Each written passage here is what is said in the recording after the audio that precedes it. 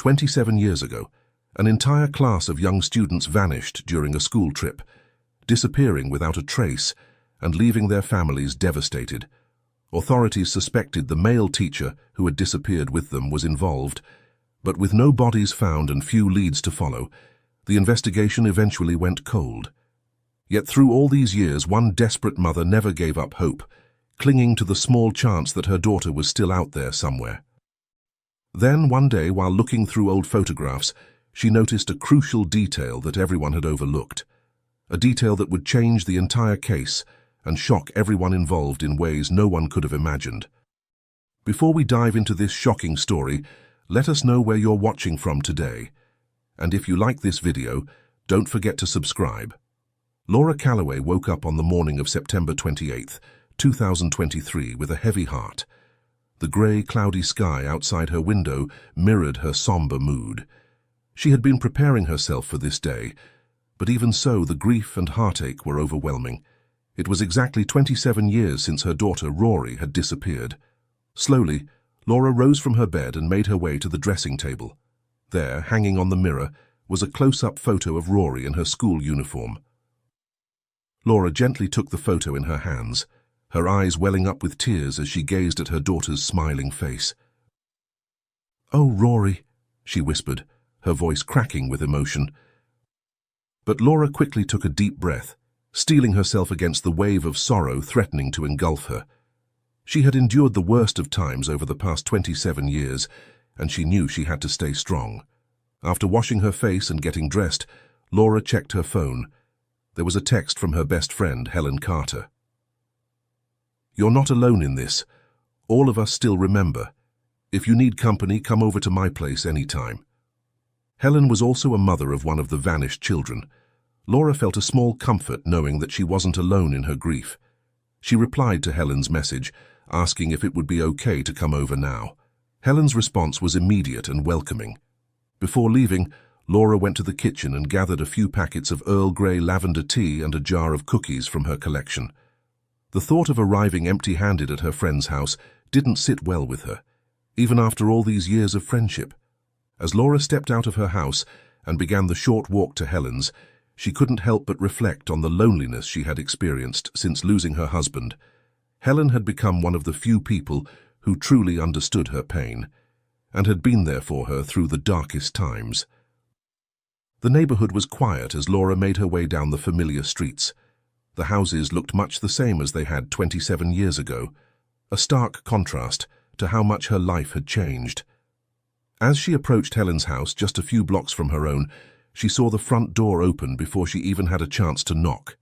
Helen greeted her with a warm, understanding smile and enveloped her in a comforting hug. "Come in, dear," she said softly, ushering Laura inside. Laura handed Helen the cookie jar and tea packets as they made their way to the kitchen. Helen busied herself with boiling water for the tea, while Laura settled onto the living room sofa. The familiar surroundings of Helen's home provided a small measure of comfort on this difficult day. As they waited for the water to boil, Helen turned to Laura and asked gently, "How are you doing?" Laura sighed, her eyes downcast. "I'm trying to keep up. You know how it is. This day is always the hardest." She paused, gathering her thoughts. "Even though I've learned to live with it, the past still haunts me, especially today." Helen nodded in understanding. "It's the same for me," she admitted. "Remember, I completed my therapy last year. While I've accepted the past and tried to rein in all the what-ifs that would eat me alive, I can't deny that this day is especially hard. I'm not sure if that means I need to go back to therapy." The kettle whistled, and Helen poured the hot water into 2 cups, bringing them to the coffee table in front of the sofa. The comforting aroma of Earl Grey and lavender filled the air, providing a small moment of peace in the midst of their shared grief. As they sat together, sipping their tea, Laura felt grateful for Helen's presence. They had formed a bond through their shared tragedy, supporting each other through the years when it seemed like no one else could truly understand their pain. The weight of their loss hung heavy in the air, but there was also a sense of solidarity, a reminder that they were not alone in their grief. Helen set her teacup down and turned to Laura with a gentle smile. "You know, my psychologist told me something that's been helpful. She said we should face our pain whenever it comes and accept it as part of ourselves, not try to hide or bypass it. Helen paused, considering her next words carefully. I was thinking, maybe we could look at some photos together, if you're up for it, of course. Laura took another sip of her tea, letting the warm liquid soothe her. After a moment, she nodded. I think that might be good, she said softly. Helen stood up and walked to the TV cabinet, pulling out a photo album. She returned to the sofa and sat close to Laura, placing the album between them. As they began to flip through the pages, a flood of memories washed over them. The photos chronicled happier times, their children's first day of school, birthday parties and family picnics. Laura and Helen found themselves sharing stories and reminiscing about the past, their voices a mixture of laughter and tears. Do you remember when Rory and Sally first started at that school? Laura asked, pointing to a picture of the two girls in their uniforms. Helen nodded, a wistful smile on her face. Grade 5, wasn't it? The school had only been open for 2 years at that point. That's right, Laura confirmed. I remember how small the class was at first, just 6 students, but by the end of that year it had grown to 15. The school really put a lot of effort into marketing, didn't they? Helen mused. All those discounted fees to attract parents. They continued to flip through the album. Laura's eye was suddenly drawn to a photo she had never seen before. It showed Rory and Sally, along with some of their classmates, working on a science project during the school science fair. The children's faces were alight with enthusiasm, completely unaware of the tragedy that would befall them. This picture, it's beautiful, Laura said, her voice barely above a whisper. Where did you get it from? Helen looked at the photo and explained, I received it from the police a few months ago. Since the case went cold, they allowed parents to collect copies of evidence materials. I went down to the station and requested everything they had. Laura was surprised. I didn't know we could do that. If I had known, I would have asked for copies too. Helen gave her a sad smile. Maybe it's better that you didn't. To be honest, having all this evidence, it's made it harder for me to move on. That's part of why I needed therapy. I spent so many sleepless nights poring over those files, looking for something, anything, that might give us answers. As they continued to look through the photos, Laura came across another unfamiliar image. It was a class picture taken in front of a yellow school bus, the very bus that had taken the children on that fateful trip. Laura studied the photo intently, her eyes scanning each face. Suddenly she noticed something that made her heart skip a beat. Helen, she said, her voice filled with confusion and a hint of hope. Why is Principal Lillian Brooks in this picture? I thought Mr. Gregory, the classroom teacher, went alone with the kids and just one support staff that day. Helen leaned in to look at the photo more closely. You know, I'm not entirely sure, she said, furrowing her brow. I remember hearing rumors from some other parents that the staff member was actually the principal, but I never gave it much thought. Laura couldn't shake the feeling that something wasn't right. All these years she had believed it was just the teacher and a co-teacher or admin staff on that trip. The presence of the principal in this photo raised questions she had never considered before. As Laura opened her mouth to voice her concerns, Helen gently placed a hand on her arm. Laura, she said softly, I know that look in your eyes. We've been down this road before, thinking we've found something crucial, dozens, if not hundreds of times. It's not good for us to cling to false hope. Laura wanted to argue, to insist that this detail could be important, but she saw the concern in Helen's eyes. She took a deep breath, trying to calm the surge of emotions within her. You're right, she said finally, though a part of her still clung to the nagging doubt. It's probably nothing. Helen gave her a sympathetic smile and turned back to the photo album. Look, she said, pointing to the bus in the background. This photo was most likely taken before the trip, on school grounds. That would explain why the principal was there. Laura nodded, though not entirely convinced. She glanced at the clock on the wall and realized they had been talking for almost an hour. Helen, I hate to do this, but I should probably get going, she said, standing up. I want to visit Rory's grave, bring her some flowers and tidy up a bit. I do it every year, you know. Helen nodded in understanding. Of course, would you like some company? Sally's grave is in the same area. Laura appreciated the offer but saw the hesitation in Helen's eyes. That's kind of you, but I know you prefer to go with Matthew later. I'll be all right. As Laura prepared to leave, she paused and turned back to Helen. Would it be all right if I took that photo with me? The one with the school bus? Helen seemed to consider for a moment before nodding. Of course, but Laura, promise me you won't let this consume you. We can't afford to go down that rabbit hole again. Laura assured her friend she would be careful, but as she left Helen's house and made her way to the bus stop, she couldn't shake the feeling that she had stumbled upon something important.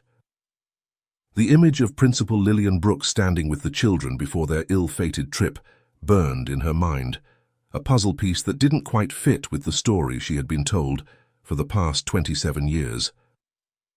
As she waited for the bus that would take her to town to buy flowers from her local favorite florist, Laura found herself torn between the desire to uncover the truth and the fear of reopening old wounds. The sky above her grew darker, threatening rain, much like the storm of emotions brewing within her. She silently prayed that the rain would hold off until she had finished her visit to the cemetery, allowing her this one day to honor her daughter's memory in peace. Laura sat on the bus, lost in thought as it made its way through the familiar streets towards the town center. She held the photo in her hands, unable to tear her eyes away from the image of her daughter and her classmates, frozen in time on that fateful day. The more she studied the picture, the more questions arose in her mind. Helen's words echoed in her head, warning her not to cling to false hope. But Laura couldn't shake the feeling that something wasn't right. Why had some parents believed the principal went on the trip, while others, like herself, had been told it was just the teacher and a support staff? She prided herself on being an active and involved parent, attending all meetings and gatherings, even the school trials and hearings when they, the victim's parents, had sought justice in court. How could such a crucial detail have escaped her notice? Laura hesitated for a moment before pulling out her phone. She had the officer's personal number saved from long ago, but she wasn't sure if he would still remember her, or if he'd even want to. The thought made her stomach clench, but she was resolved to make the call anyway. She glanced around the nearly empty bus. The worn seats were speckled with faint graffiti, and the dim fluorescent lights flickered every now and then. Outside, the neighborhood blurred past. Taking a breath, she dialed the number, pressing the phone tightly against her ear. The first call went unanswered. She swallowed and tried again. Still nothing. Just the mechanical drone of a voicemail prompt. Laura's fingers hovered over the screen, debating whether to leave a message. What would she even say? Hi, it's been years, but I need your help. Do you remember me? It felt foolish, desperate. She shook her head and ended the call without leaving a voicemail, slipping her phone back into her purse. The bus jerked slightly as it came to another stop. She glanced outside and suddenly felt a jolt of recognition. This was near the principal's house. The sight of the old neighborhood sent a chill through her, stirring memories she thought she had buried. Without fully thinking it through, she stood up. Just as the bus doors were about to close, she pressed the bell and stepped out, apologizing to the driver as she exited. Standing on the sidewalk, Laura suddenly felt foolish. She had no idea if the principal was home, or even if she still lived at the same address after all these years. She vaguely remembered the street, but couldn't recall the exact house number. Checking the bus timetable at the stop, she saw that the next bus wouldn't arrive for another 20 minutes. Well, she muttered to herself, I might as well try while I'm here. Laura began walking down the street, her eyes scanning the houses for anything familiar. The neighborhood had changed over the years, with some houses renovated and others showing signs of age. After several minutes of wandering, she found herself in front of a house that stirred a faint memory. She stood on the sidewalk, studying the property. The garden was well maintained, with neatly trimmed hedges and colorful flower beds. A car was parked in the driveway, but Laura couldn't be sure if it belonged to Principal Brooks or if she even still lived here. As she hesitated on the sidewalk, Laura realized that she had never truly spoken to Principal Brooks outside of a few brief encounters. There was the day of the disappearance, when the principal had offered her condolences, and once when Laura had come with other parents to protest at her house here. They had also exchanged words at the police station years ago, but beyond that, their interactions had been minimal, despite living in the same neighborhood. Taking a deep breath, Laura walked up to the porch and knocked on the door. She waited, her heart pounding, but there was no answer from inside. Just as she was about to turn and leave, feeling embarrassed by her impulsive decision, she noticed two women walking along the sidewalk. One of the women appeared to be in her mid-30s, while the other was older, closer to Laura's age. As they turned onto the walkway leading to the house, their eyes met Laura's, and she immediately recognized the older woman as Principal Lillian Brooks, even though time had added lines to her face and softened the sharpness of her features. The principal didn't seem to recognize Laura at first, her expression polite but questioning. "Can I help you?" she asked, her voice kind but cautious. Laura swallowed hard, suddenly feeling nervous. "I'm Laura Calloway," she said, watching as recognition dawned on the principal's face. Principal Brooks froze for a moment, her composure slipping as she began to stutter. "Oh, Mrs. Calloway, please just give me a moment." She turned to the younger woman, ushering her towards the house. "Why don't you go inside and make yourself comfortable? I'll be right there." As the principal fumbled with her keys to unlock the door, Laura's mind raced. She knew the principal had no children, so who was this younger woman? Was she interrupting something important? Once the younger woman was inside, Principal Brooks followed her inside. Laura saw as she switched on the lights of the house. Laura decided to approach closer to the doorway. Waiting at the threshold, Laura debated whether she should call out or wait. But as the minutes stretched on, impatience crept in. The house was eerily quiet except for the faintest murmur of voices in the distance. After a beat, she raised her hand and knocked again, despite the fact that the door was still slightly ajar. Footsteps. Then suddenly the door swung open wider. Lillian reappeared in a rush, wiping her hands dry on the sides of her blouse, as if she had just finished washing them. "I'm so sorry for the wait," she said, forcing a small chuckle. She hesitated. "Forgive me, but your name, it sounds familiar, but I can't quite place it." Laura inhaled deeply before answering. "I'm Rory Calloway's mother," she said, watching the woman's reaction closely. "My daughter was in the grade 5 class of 1996. She vanished during the school trip." The principal's face paled, and she struggled to maintain her smile. Laura couldn't help but notice how nervous she seemed, her eyes darting between Laura and the woman inside.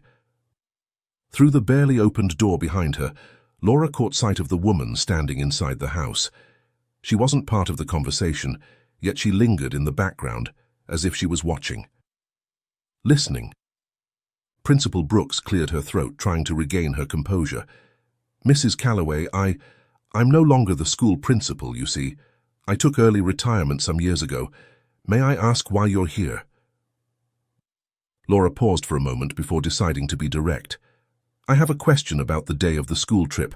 I'm sorry for showing up unannounced. I was in the area when it came to mind," she said, keeping her voice steady despite the turmoil within her. "I won't take much of your time, I promise." The principal glanced over her shoulder again at the woman inside, then back to Laura. "All right," she said reluctantly, "but I can't stay long. I have a guest waiting." Laura nodded in understanding and reached into her purse, pulling out the class photo. She held it up for Principal Brooks to see. "This picture," Laura began, "was it taken at the school or during the trip?" Principal Lillian narrowed her eyes as she studied the photo. For a moment she seemed lost in thought, her brow furrowed. "I think it was during—" she started, then quickly revised her statement. No, it was taken at the school parking lot." Laura's heart skipped a beat at the principal's hesitation. She pressed on.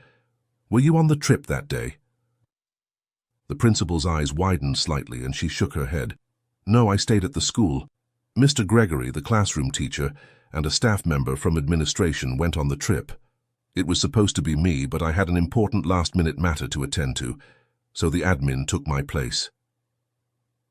Laura nodded slowly, processing this information. It aligned with what she had always believed, but something still felt off. She decided to ask one more question, hoping it wouldn't push too far. "This might be my last question, if you don't mind. Did you notice anything suspicious about Mr. Gregory that day? Anything at all?" At this, Principal Brooks' demeanor changed. Her voice took on an edge of annoyance as she replied, "No, Mrs. Calloway. I've given all these statements to the police countless times. I never would have thought Mr. Gregory capable of something like this." She paused, her expression softening slightly. "I would prefer not to speak about it anymore. It was heartbreaking for me too, and I've found closure. I don't want to open old wounds again." Laura felt a pang of guilt at the principal's words. She hadn't meant to cause more pain. "I'm sorry," she said softly. "I understand, truly. It's just, I still can't believe my daughter just disappeared into thin air." To her surprise, Laura felt tears welling up in her eyes. "I don't know what I hoped, that maybe you'd have an answer after all this time." Laura reached into her purse and pulled out a pocket tissue, dabbing at her eyes. As her vision cleared, she noticed the younger woman inside watching them intently. There was a mix of curiosity and concern in her gaze, and Laura. Principal Brooks' expression softened further. "I understand the pain, Mrs. Calloway. It's one of the reasons I took early retirement. As long as I worked at that school, I could never overcome the grief." She hesitated for a moment, then stepped forward and embraced Laura briefly. "I know that today marks 27 years. You're not the first parent to come here on this day over the years." Laura was taken aback by the sudden show of emotion from the principal. She put the photo back into her purse. As they parted, she managed a weak smile. "Thank you for your time. I should go now. I'm sorry for taking up your afternoon." As Laura turned to leave, she couldn't shake the feeling that there was more to the story. The principal's initial hesitation, the presence of the mysterious younger woman, and the subtle inconsistencies in her answers all gnawed at her mind. Yet she also knew that her suspicions might just be her overthinking everything. Helen was right. She couldn't afford to lose herself in false hope again, and... Walking back towards the bus stop, Laura's mind raced with conflicting thoughts and emotions. The rain that had been threatening all day finally began to fall, matching her somber mood. As she reached the shelter of the bus stop, she pulled out her phone and stared at it, wondering if she should try to contact the police officer who had been assigned to the case once again. But before Laura could make up her mind, the bus arrived. She stepped on board and settled into a seat by the window. As the bus pulled away from the curb, she clutched the photo tightly to her chest. The rain continued to pour, a steady rhythm against the pavement outside, though at least the wind had settled. Laura sat on the bus, her mind whirling with thoughts and questions. The encounter with Principal Brooks had left her with more doubts than answers, and she couldn't shake the feeling that something wasn't right. As the bus made its way through the rain-slicked streets, with a sigh she pulled out her phone, hoping for a notification, a missed call, anything. But the screen remained blank. No reply from the police officer. Laura's stop came into view and she disembarked, stepping out into the light drizzle. The florist shop was just down the street, its colourful display of flowers a stark contrast to the grey day. As she approached, Laura paused under the awning of a nearby shop, hoping the rain would let up. There in the wait she hesitated, debating whether to call again. Would it make a difference? After her conversation with the principal, she doubted she'd get anything new. The officer would probably just echo what she had already heard. With a quiet sigh, she slipped the phone back into her bag. Maybe Helen was right. Maybe she was just reopening old wounds for nothing. But no matter how much she tried to push it aside, the image of the young woman in Principal Brooks' house and the principal's nervous behavior kept nagging at her. Something about it didn't sit right. Deciding she had waited long enough, Laura took a deep breath and made a run for the florist shop, holding her purse over her head as a makeshift umbrella. The cold rain clung to her skin, seeping through the fabric of her clothes, but she barely noticed. She just had to cross the street. Getting a little wet wouldn't matter. Reaching the shop, she pushed the door open, and the soft chime of the bell overhead announced her arrival. The shift from the chilly rain to the warm, fragrant air inside was immediate. The scent of fresh flowers enveloped her, a soothing blend of roses. "Mrs. Calloway," the florist said, recognizing her. "I was wondering if we'd see you today." Laura managed a small smile in return. "Hello, Sarah. Yes, I'm here for my usual order." As Sarah began to gather the flowers Laura typically chose for Rory's grave, Laura found herself scanning the shop's selection. The variety seemed less extensive than in previous years, and she couldn't help but feel a twinge of disappointment. Noticing Laura's expression, Sarah explained apologetically, "I'm sorry we don't have as much variety this year. The weather's been unpredictable and it's affected our suppliers." Laura nodded in understanding. "It's all right, Sarah. I'm sure we can still put together something beautiful for Rory." As Sarah continued to gather flowers, the bell above the door chimed again. Laura turned to see Helen and her husband, Matthew, entering the shop. Their eyes met, and for a moment, Laura saw surprise and then concern flash across Helen's face. "Laura," Helen said, approaching her friend, "I thought you'd have gone to the florist earlier. Is everything all right?" Laura hesitated, unsure how much to share about her impromptu visit to Principal Brooks' house. I got a bit sidetracked," she said finally, "but it's good to see you both again." Matthew shook Laura's hand warmly. "It's good to see you too, Laura. How are you holding up?" Before Laura could answer, Sarah returned with an armful of flowers. "Here you are, Mrs. Calloway. Would you like to arrange them yourself as usual?" Laura nodded, grateful for the distraction. "Yes, thank you, Sarah. I'll do that."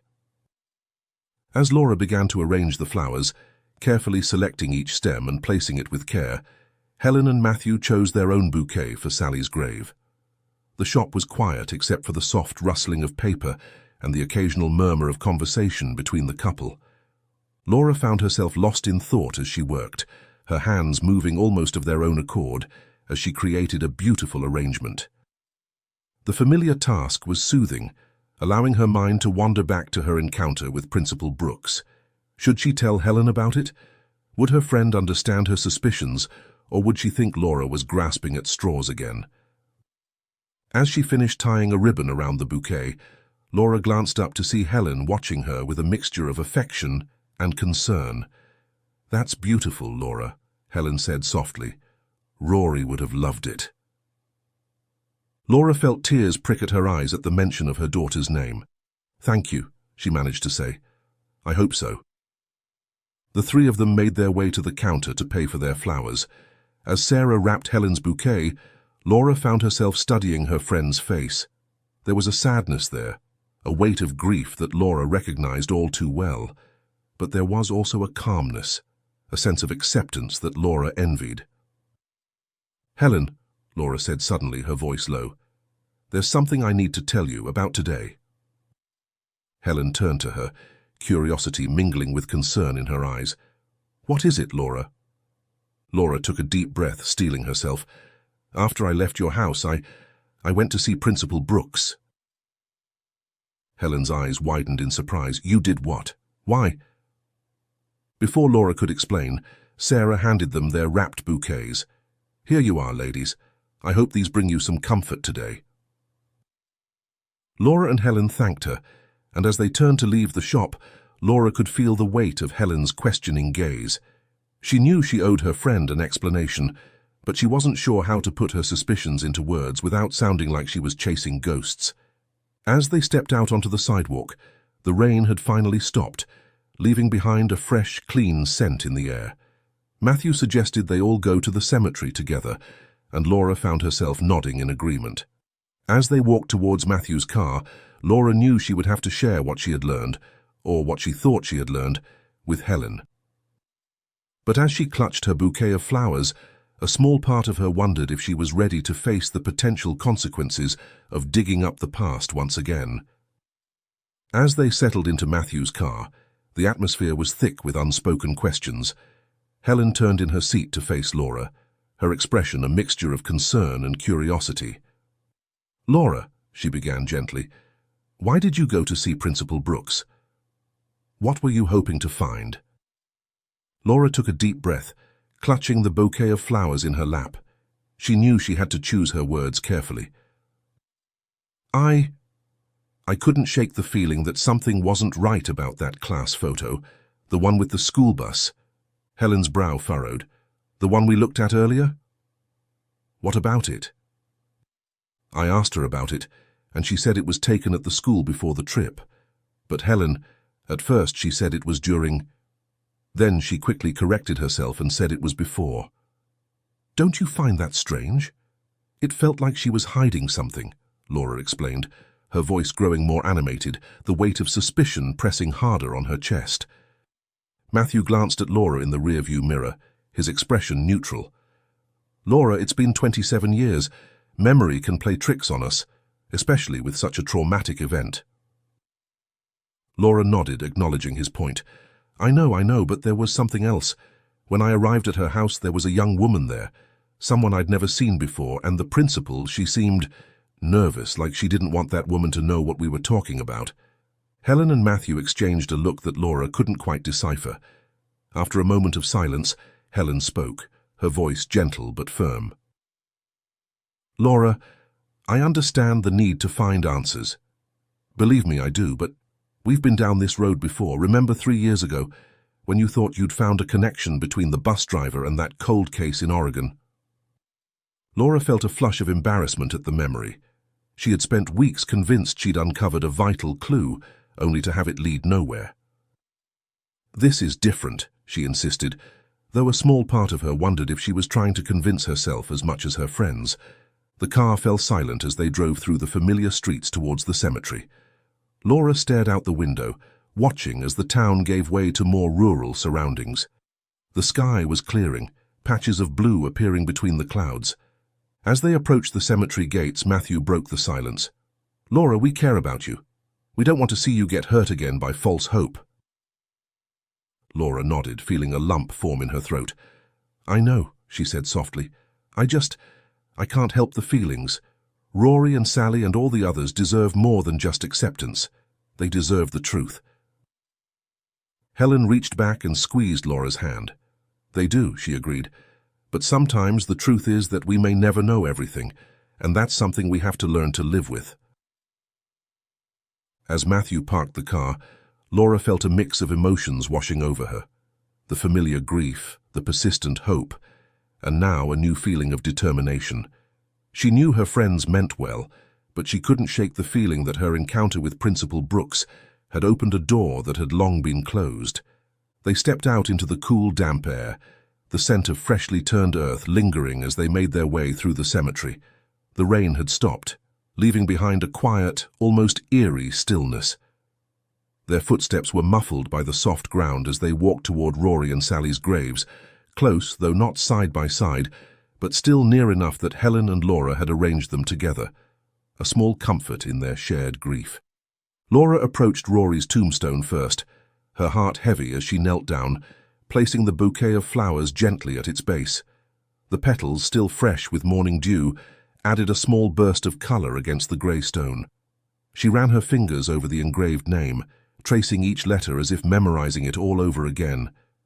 It always tore at her heart that this tombstone marked an empty grave, no body beneath it, no real closure. They had needed somewhere to direct their grief, somewhere tangible to visit, but the absence of Rory's remains haunted her. This stone monument was both a comfort and a cruel reminder of all they didn't know. With a quiet sigh, she reached into her purse, pulling out the worn photograph. She held it up, studying her daughter's face, her fingers absent-mindedly brushing over the image. The ache in her chest deepened as memories flooded back. Rory's laughter, the way she used to tug at her sleeve when she wanted attention, the last time Laura had kissed her goodbye. Tears welled in her eyes, spilling over as she let herself grieve, the pain as raw as the day it all happened.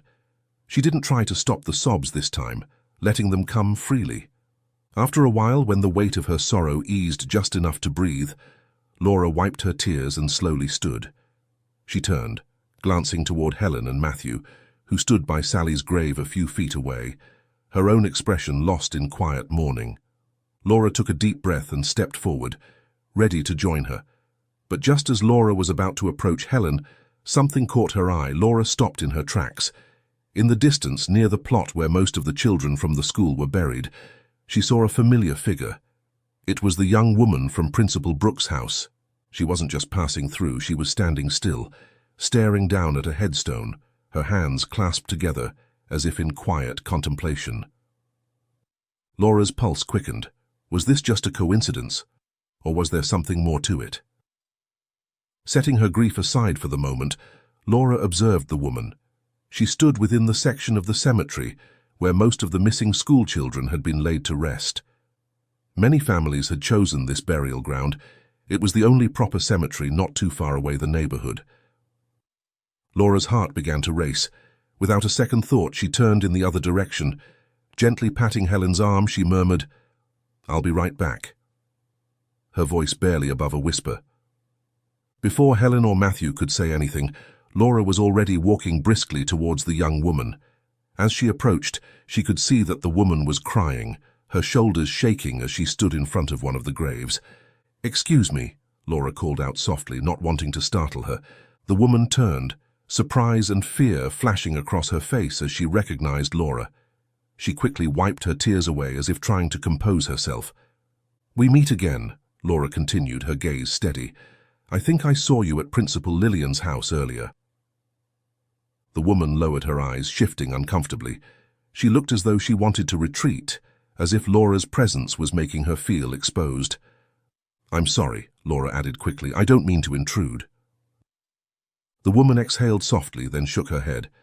"It's okay," she murmured, her voice barely above a whisper. "I come here every year on this day, to grieve." Laura nodded in understanding. "So do I, though I usually visit early in the morning, but today—" "I was late." She glanced at her watch. 4 p.m. A silence stretched between them, heavy with unspoken words. Then Laura gently asked, "Who are you grieving for?" "Were you related to one of the students who went missing 27 years ago?"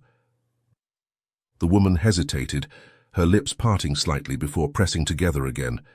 For a moment she seemed to consider her response, then gave a slow, almost reluctant nod. Laura sensed her unease and didn't press further, but as her eyes drifted toward the tombstone, she noticed a small framed photograph placed near the grave. The image was blurred by age clinging to the glass, but Laura could make out the outline of a young girl's face. The woman followed Laura's gaze and, as if realizing what she was looking at, swiftly reached down and picked up the photograph, clutching it tightly to her chest. "I'm sorry," Laura said softly. "I didn't mean to invade your privacy." She met the woman's eyes, her own filled with understanding. "You must have really loved and missed your sister. I understand that feeling."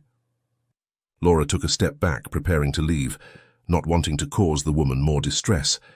But just as she turned, the woman called out, her voice uncertain but firm. "Wait," she said. Laura paused, looking back. "Why did you go to Principal Lillian's house earlier?" The unexpected question caught Laura off guard. She turned fully to face the woman, studying her expression. There was something more than curiosity in her eyes, something deeper, something cautious. "I was just asking about the day of the school trip," Laura admitted. "I wanted to know if she was there when the students left, or if she went with them." Reaching into her purse, Laura pulled out the now slightly crinkled photograph Helen had shown her. She extended it toward the woman. "My friend Helen over there," Laura gestured toward Helen and Matthew, who were still standing by Sally's grave. "She showed me this photo earlier. I had never seen it before, and it confused me. I didn't remember Principal Lillian being there that day." The woman stared at the picture, her grip tightening on her own framed photograph. Laura sighed, shaking her head slightly. Principal Lillian confirmed that this picture was taken in the school parking lot before the trip, but— She trailed off, unsure how to finish the thought. The woman stared at the photograph, her expression shifting as she took in the faces of the children. A chuckle escaped her lips, light yet laced with sorrow. But then, as her gaze lingered on one face in particular, tears slipped down her cheeks. The words came out in a hushed whisper, tinged with affection and heartache. "Rory was such an ass." Her tone was not one of hatred. Rather, it held a bittersweet warmth that tugged at Laura's heart. Laura's ears perked up at the name. "Did you know Rory?" she asked. unable to hide the urgency in her voice. The woman seemed startled, as if she hadn't expected anyone to catch her words. She returned the class picture to Laura, her hands trembling slightly. "I'm Rory's mother," Laura said, her voice steady despite the whirlwind of emotions inside her. "Do you know something about Rory?" The woman froze, her posture suddenly defensive, as if Laura had cornered her. Confusion washed over Laura as she noticed the woman's eyes dart toward the framed photograph she still clutched against her chest. The resemblance between the woman and the girl in the frame was striking, and it sent a shiver down Laura's spine. "Who are you?" Laura asked slowly, her tone measured. "Are you this girl?" She pointed to the photo, her heart racing. The woman's response was immediate and vehement. "No!" she shouted, but the fear in her voice suggested otherwise, as if she was trying to mask a deeper truth. "It's okay," Laura said softly, stepping closer. "You don't need to be scared. Are you one of the survivors? This girl?" The woman shook her head quickly, panic flashing in her eyes, but the speed of her denial only reinforced Laura's suspicions. It felt like another lie. "I think you're mistaken, that's not me," the woman insisted, but Laura could see the conflict in her gaze. "No," Laura replied, her voice firm yet compassionate. "You know it is you. It's 100% you." The woman's shoulders sagged and she looked defeated. "You don't want to know who I am," she murmured, her voice barely above a whisper. "It's better for everyone involved." "Please," Laura pleaded, desperation creeping into her words. "For all these years, I've never been able to understand my daughter's disappearance. It's been eating me alive. I come here every year to honor her, and after a few months the pain in my heart eases. But then this day comes around, and it's like the devil's cycle, an endless torment on my soul." Tears welled up in her eyes as she stepped closer, her heart aching for answers. "If you know anything, please tell me." The woman's eyes flickered with emotion, and Laura pressed on, her voice growing steadier. "Why were you at Principal Lillian's house earlier? You can't be her daughter. I know Lillian doesn't have a daughter." The question hung in the air, heavy with unspoken implications. The woman's breath caught in her throat, and for a moment it felt like the world had paused, both of them caught in a web of secrets and unspeakable truths. After a heavy pause, the woman finally relented, her voice barely above a whisper. "You're right, I'm one of the missing students. A survivor." Laura's heart raced, disbelief washing over her. "What?" she gasped, struggling to process the weight of Audrey's words. Who? But when the woman confirmed, "My name is Audrey Whitman," recognition flooded over Laura. Audrey's name had been etched into the tombstone she had seen during countless visits, a haunting reminder of the tragedy. "You were in my daughter's class," Laura murmured, trying to keep her reaction in check. "Did your family know you were alive?"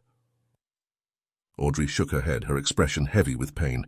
"No, that's why I come to the grave later in the day. My parents always come in the morning." Laura nodded, recalling the times she had seen Audrey's parents at the cemetery, always at that same hour, their faces etched with grief. "Why didn't you come back home?" she asked gently, not wanting to pry but unable to contain her curiosity. "I'm too broken," Audrey replied, her voice trembling. "It's a long story." Laura's heart ached for the young woman before her, burdened by a past she couldn't escape. "You don't have to share it all with me," she said softly. "But please, I'm begging you, turn yourself in to the police, give them your testimony and evidence." Audrey shook her head vehemently. No, the principal said I'd only hurt everyone, dozens of families." Shock coursed through Laura at the mention of Principal Lillian. "Lillian Brooks knew you were alive all this time and she discouraged you?" Laura could hardly believe it. "Why would she do that?" "I trusted her," Audrey confessed, her voice cracking. "She was the only one who understood my pain." Laura felt a surge of emotion. "Audrey, pain is living in the unknown, and we're all already in pain. It couldn't get any worse than this." She added, "But you testimony, it could help us. You would be saving us all, providing us closure by revealing the truth." Audrey looked up, her eyes searching Laura's for sincerity. "Really?" Laura nodded fervently, her heart aching for both the women's lost children. Yes, you'd be helping the victim's family, please, Audrey. After a prolonged silence, the impact of Laura's words started to sink in. With shaking hands, Audrey took a deep breath and reached for her phone. I think you're right. I've wrestled with this decision for a long time, but Lillian always discouraged me and I believed she had her reasons. But seeing you here now, I'll call the police, she said, her voice gaining strength. As they waited for the officer to arrive, Laura's mind raced. Desperation clawed at her throat. Audrey, please, do you know where my daughter Rory is? Audrey's expression shifted to one of sadness. She nodded slowly, her gaze heavy with unspoken sorrow. What do you mean? Laura pressed, her heart pounding in her chest. Where is she? Just then, Helen and Matthew approached, their eyes scanning the area for Laura. The tension thickened as Audrey's fear intensified, the realization that another victim's family was near, filling her with dread. Laura, what's going on? Helen asked, looking between her friend and the stranger. Who is this? Laura took a deep breath, trying to calm her racing thoughts. Helen, Matthew, this is Audrey Whitman. She was on the bus that day. She's alive. Just as Audrey opened her mouth to respond, the distant wail of police sirens pierced the air. The sound seemed to freeze the moment, and Audrey instinctively flinched, her instincts urging her to flee. But Laura's voice broke through the chaos. Audrey, if you love Rory and Sally, you owe it to them to tell the truth, she called, her tone firm yet compassionate. Audrey paused, her feet rooted in place as she turned to face Laura, Helen and Matthew.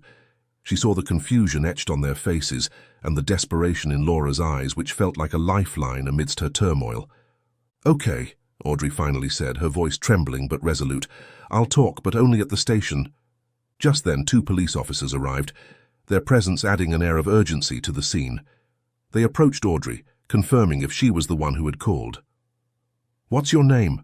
One of the officers asked. Audrey Calloway.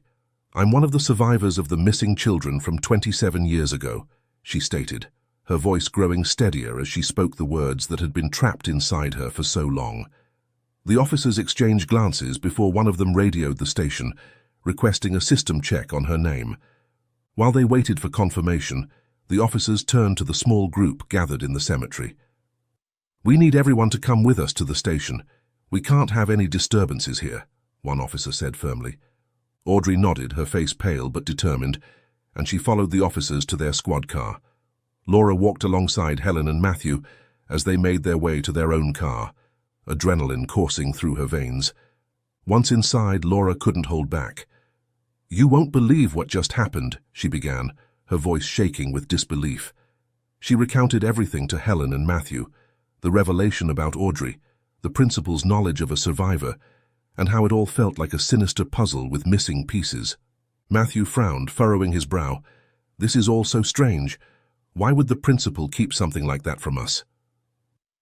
I don't know, Laura admitted, but it feels like there's something deeper at play.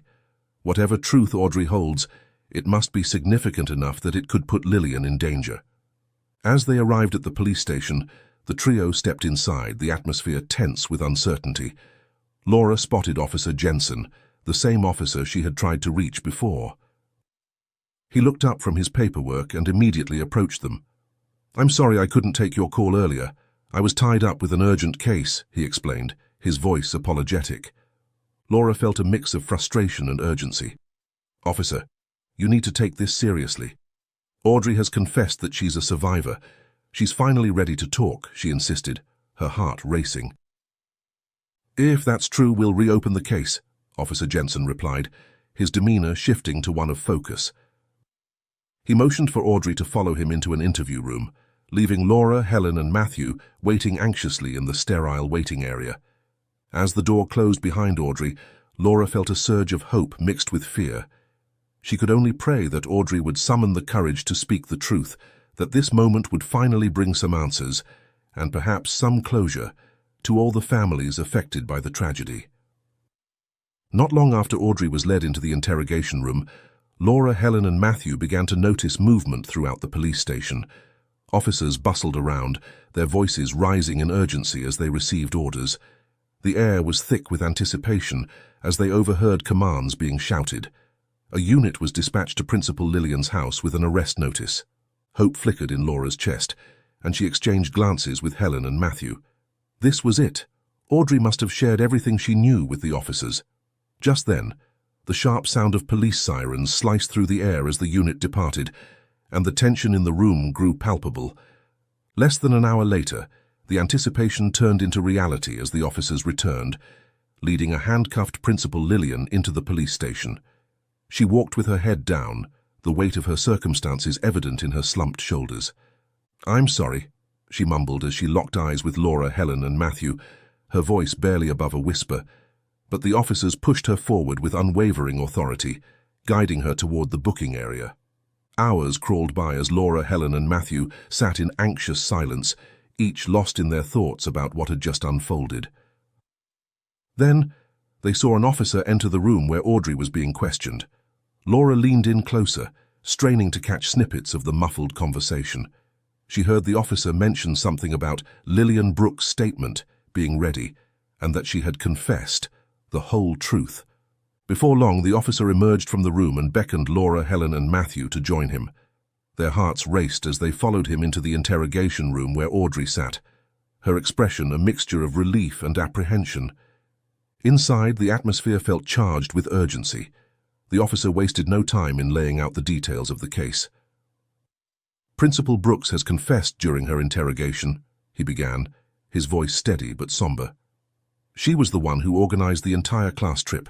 She framed the teacher, Mr. Gregory, to take the fall for what happened. She was under immense pressure.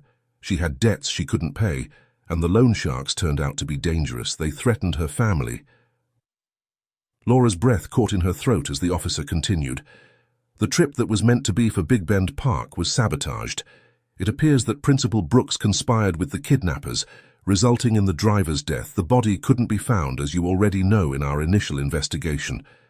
Then, they abducted the teacher and the children, transporting them to a border area in Mexico, where all the kids were trafficked and smuggled into another country.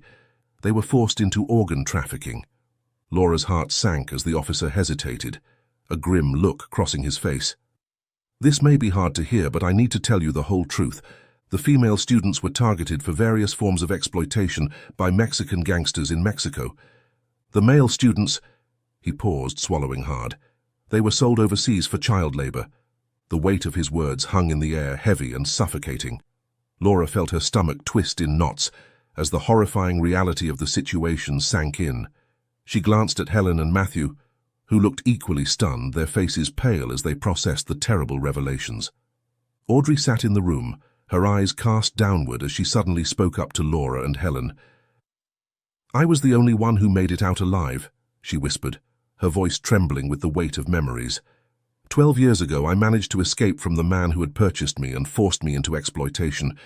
Even after getting away, I was too traumatized and mentally destroyed to face my parents." Her gaze flickered to Laura and Matthew, a mix of shame and pain etched on her face. "That's when I somehow reconnected with Principal Brooks. She helped me build a new life, paid for my apartment and covered my living expenses. But in return, I couldn't tell anyone the truth. She said it would only add to the distress of the victims' families." Laura's heart raced as she processed Audrey's words. She couldn't fathom the emotional manipulation that had kept Audrey silent for so long. "What about the other children? Did anyone else survive, my Rory?" she asked, desperation creeping into her tone. Audrey shook her head slowly, her voice barely above a whisper. I honestly don't know about the others.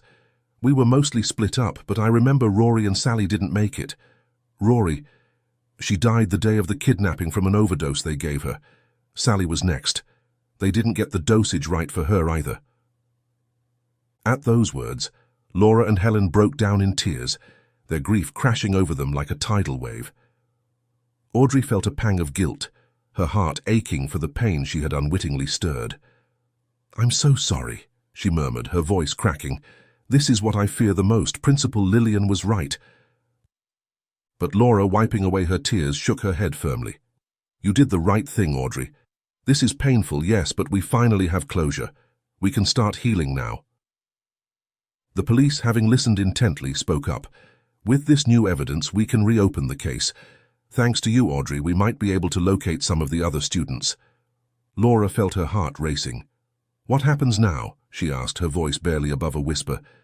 "We're reopening the case right away. We're in the process of filing charges against Lillian Brooks and have already contacted authorities in Mexico to pursue this new information. Audrey, we recognize the immense trauma you've endured, and we won't hold you accountable for withholding information. However, we are offering you witness protection, as it's essential now that the investigation into the trafficking ring begins.